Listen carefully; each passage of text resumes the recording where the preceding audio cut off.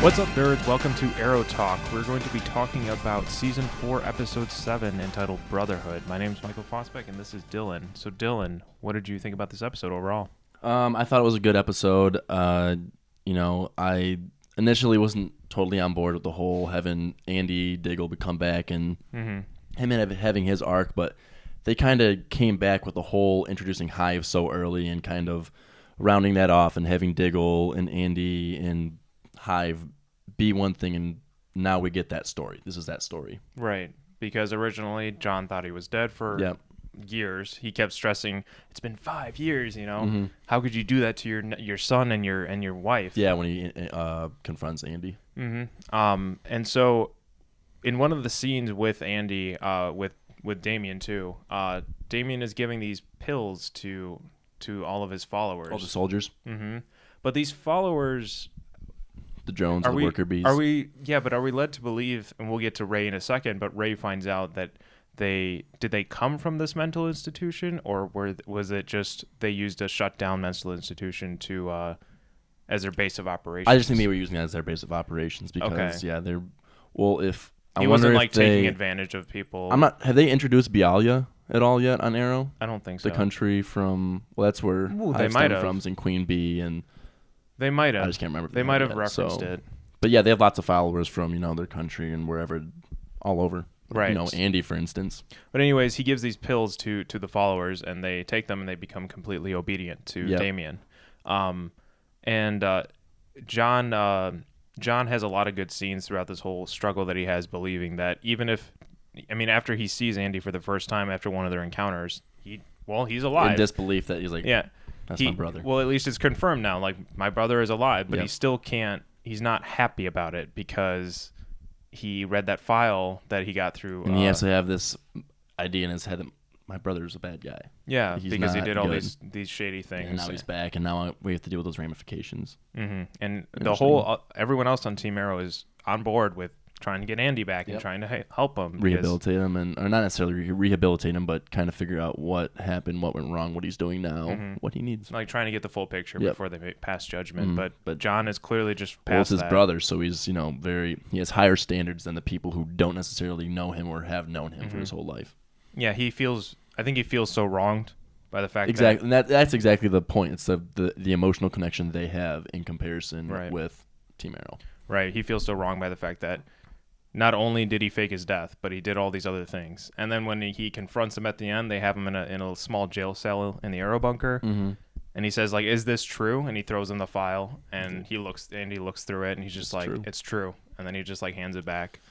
But then throughout the episode, we also get a little bit of Ray action. Ray Palmer is back. Yeah, he looked sweet in that sweeping in and flying in that one fight scene. Right. So before we get that, though, we get him helping Felicity out, trying to figure out this little tooth that they pulled off one of the Hive agents. Yeah. They're trying to ID one Curtis of them. Has been working on. Right. And so he's doing a bit of research. And initially when Felicity came to him with the tooth, I was like, are we about to get some atom, like the atom going down in size? Oh, that'd be cool. And investigating this tooth, from a micro level. I was like, oh, please, yes. And then when that didn't happen, he was just doing regular research on it. I was like, come on. I wonder how often they're going to start using the shrinking or what they're going to do with it. Yeah. I mean, they have to use it quite a bit in Legends of Tomorrow, where Holby's starring. I feel like that's going to be an easy thing to do, though. That doesn't seem like a hard. Yeah, because they've already done it now. Well, yeah, but all you have to do in a fight scene is, even if they're panned out, is just maybe have just a little blue dot that's bouncing around off people. But I hope they do, and for people who haven't seen Ant-Man, but I hope they do, the zoom in and they do shots where it's him as a. Well, I think obviously I like that too, but as far as capability or essentially, right, it's easier to do these bigger pans with just a smaller thing, right. But anyway, so we didn't get to see him go tiny, but we did get to see him fight, which was awesome. And it was totally unexpected. It wasn't they didn't say he was going to show up. He just showed up. Flies in, and no one knew he was going to show up. Gosh. And he just comes in. They're fighting off Hive agents at the end there, and a lot of awesome fight scenes. Exactly. And so this episode was directed by James Bamford, who is the fight coordinator for the show. Yeah, and First episode he's directed for Arrow, but you can tell like you could tell if you knew that going into it, which I did, like I could tell the camera work was meant to focus on like following the fight scenes and like exactly being in there, being in on the action. There was also 2 or 3 long sequences of just fight. Right. And that's kind of cool because it rivaled that Daredevil episode. Oh, the season 2 episode, where it was just that. How long is that fight? Or season 1 episode 2. It was awesome. So we got a couple of those, and it's kind of cool just to see that prolonged fight. The one that stood out to me, and I mentioned this off camera, was when they finally get a positive ID on which of the agents is Andy. And he's got Thea in a chokehold, and they do this whole sequence where she gets out of the chokehold, then they fight down a hallway, then they fight into an elevator, and then they like elevator door closes, they go up the elevator, they go out, they like slam through a wall, and then they like continue fighting, and then she finally like lands an arrow in his shoulder. Yeah, which is sweet. It was such a good sequence, but you were sort of upset that throughout this whole season they've sort of been favoring everyone except Oliver in terms of fight sequences. Absolutely. Everybody besides Oliver has gotten a fight scene, and well, I mean, he's gotten a fight scene, but there's so much emphasis on the fact that I feel like they need us to believe that Speedy and Laurel are these badass characters, and which is great. I get it, and I love them, but I want to see Oliver be the Green Arrow. He seems to stay back a lot. Exactly. Which is sort of what Felicity's for, isn't she? Like she's supposed to be like leading the team from, because she can see everyone's vantage point. She can tell each other like what's going on. Yeah. You're right though. Like it seems like he gets a few, like he swoops in and he shoots a bunch of arrows, but like beyond that he doesn't. And more often than not, he's getting subdued in his fights. Yeah, like and that's annoying. Being bested. He's the Green Arrow, and it's just annoying to see that he has to either be saved by his teammates or that he cannot stand toe to toe with ground level thugs. And I'm supposed to believe that he's gonna be able to take on Damien Dark. Yeah. No. Well, he can't. Or Ra's al Ghul. Come on, if he can take down Ra's al Ghul, he can take down any street thug that comes his way. True. But now that you brought up Damien Dark, we should probably mention what happened with him and Thea. Oh, the Lazarus. Well, Damien reverse effect. He puts his hand on her throat. I don't think he was trying to choke her. I think he was doing some. I think this does mean like effect. And he says like that usually works. Yeah, that usually works. And then he realizes like he gets debilitated by it. Like he's kind of like drains his life source or whatever. And then she runs off. So what does that mean for his connection to the Lazarus Pit? How is that going to help in the fight against Damien? Will Thea directly be the one who takes him on? Because she can kind of resist his powers. Well, so throughout this, and this was our next point, but Thea's bloodlust, Malcolm came to her and he said, like, by now you're probably urging to kill someone again. And so he hands her a file and it's like, here's a pedophile for you to kill. Take him out. Which was kind of odd. Yeah, but the world needs one less pedophile. Right. But by the end, Thea talks to Malcolm again, and she explains what happened between her and Damien, and she said, I want you to help me figure out how to use this against him. And then I think Malcolm like smiles or something. Yeah, like so he's like, yes. That's gonna be a kind of a cool sequence where, I mean, is she gonna learn some magic or something? I don't know.